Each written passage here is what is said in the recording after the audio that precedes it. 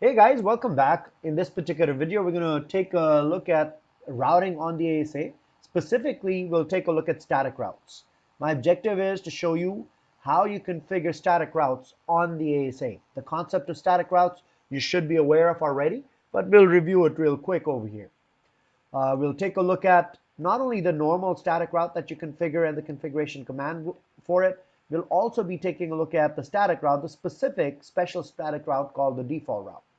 Again, the configuration commands, how do you verify it? We'll do a lab that will set up the entire topology using static routes based on the previous lab, where we have already done the IP configuration on the interfaces.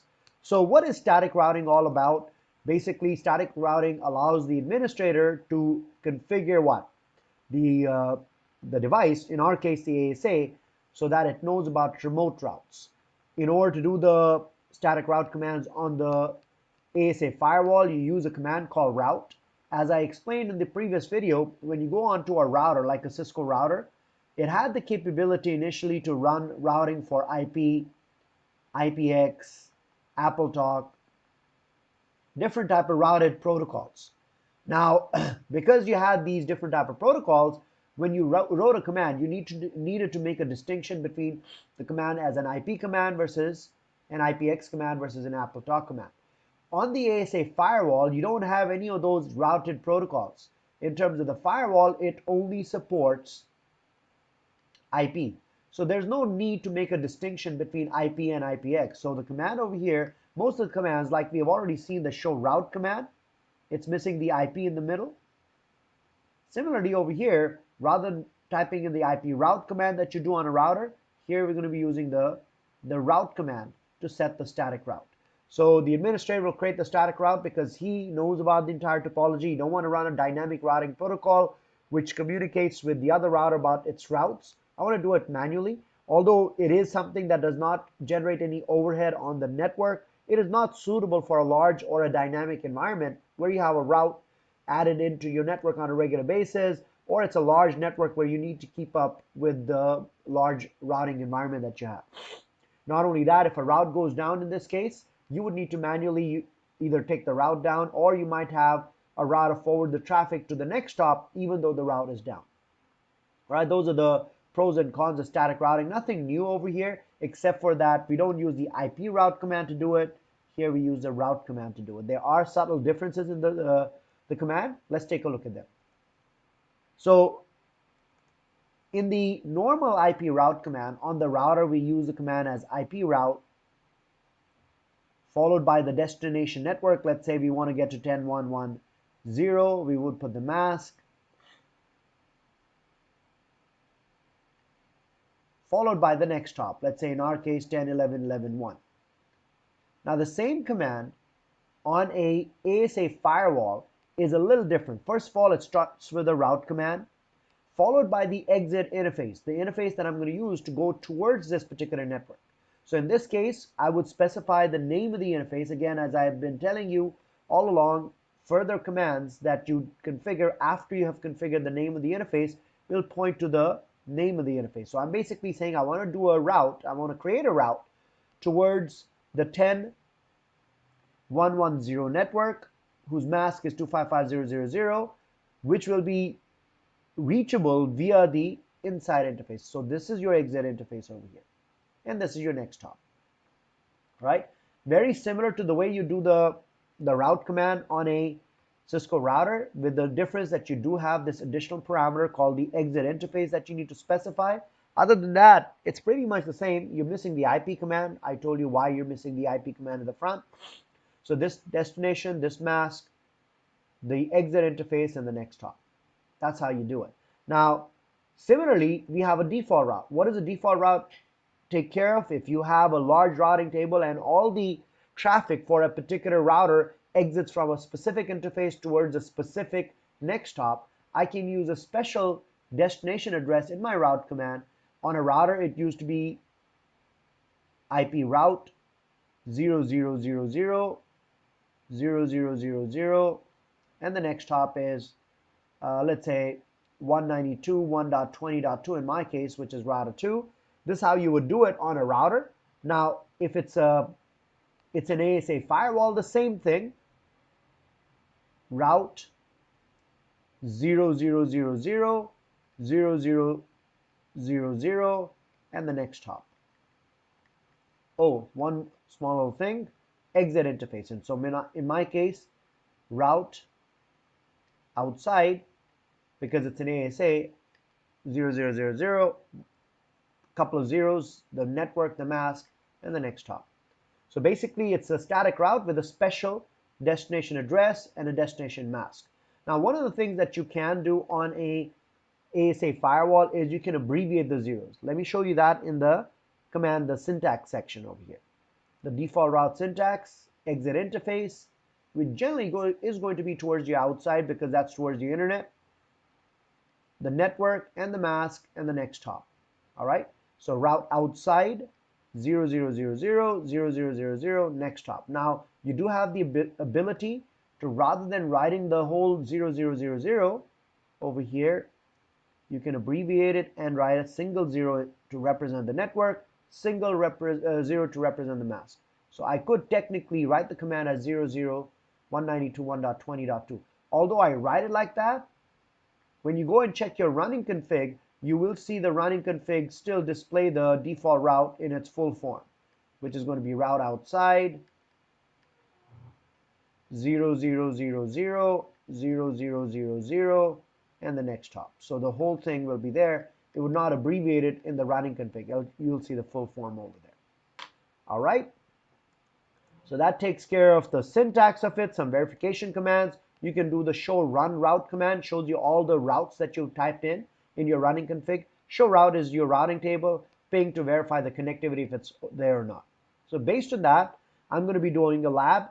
We have already configured the IP addresses on the interfaces in the last lab, where I configured this as 4.4.10, 3.10, 10.11.11.10, and 192.1.20.10, and we verified reachability to the directly connected interfaces. So that part is already done. Let's go ahead and verify that first, and then we'll go ahead and do the lab. So let me bring up my ASA firewall over here. Show interface IP brief. If you guys remember the command to check the interfaces, let's check connectivity. This is my outside router, router 2 again. You should have the PPT, so you should be able to see the what do you call it? The topology. So 20.2 is my next hop. Let's go ahead and check that. Can I ping it? Pingable. 10.11.11.1, which is the inside router, router 1. 192.168.3.3, which is router 3 on the DMZ3, and 4.4 on DMZ4. So all my directly connecteds are reachable. You can do a show route to check the route, just like a routing table. It shows you the connected route. That's the actual network on the inside network, and then the actual address of that, the local DL interface on that particular network. So based on that, we'll be doing the lab to see if I can establish connectivity to some other routes in this topology. This lab builds on the basic initialization lab. That's what I was showing you right now. Configure static routes on the ASA to provide it reachability towards the loopback networks behind the surrounding routers. Configure default gateway or default route on router on the ASA towards R2.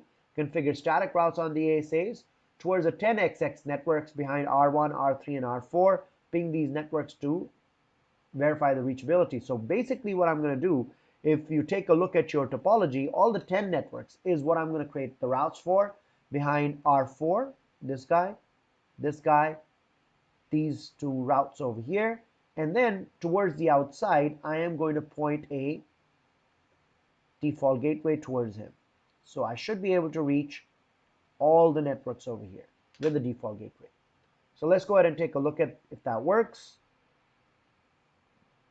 So I will go over here. I'll start with the inside networks. What do I have on the inside? I have 10.11 is directly connected. I have 10.1, 10.10, and 10.20. So go into global config, route inside, because I'm going towards R1. That's my objective. My exit interface is going to be this inside interface over here, because I want to reach 10.1, 10.10, and 10.20. The next hop is going to be 10.11.11.1. So let's put that in over here and have my internal connectivity established. 10.1.1.0, the mask, and then the next hop.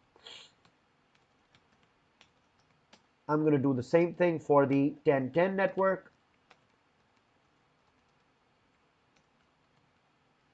Through the same next hop, and the same thing for the 10.20 network.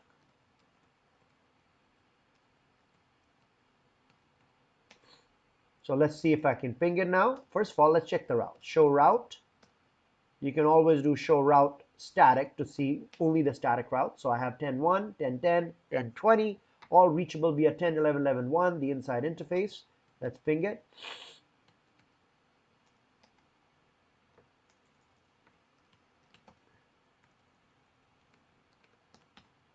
There you go. Reachability is there. We've done that. Now we have 10.3 and 10.4. 10.3 is via DMZ3.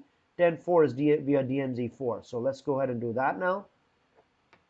Route DMZ3, 10.3.3.0, the mask, and the next hop is 3.3. Route DMZ4, 10.4,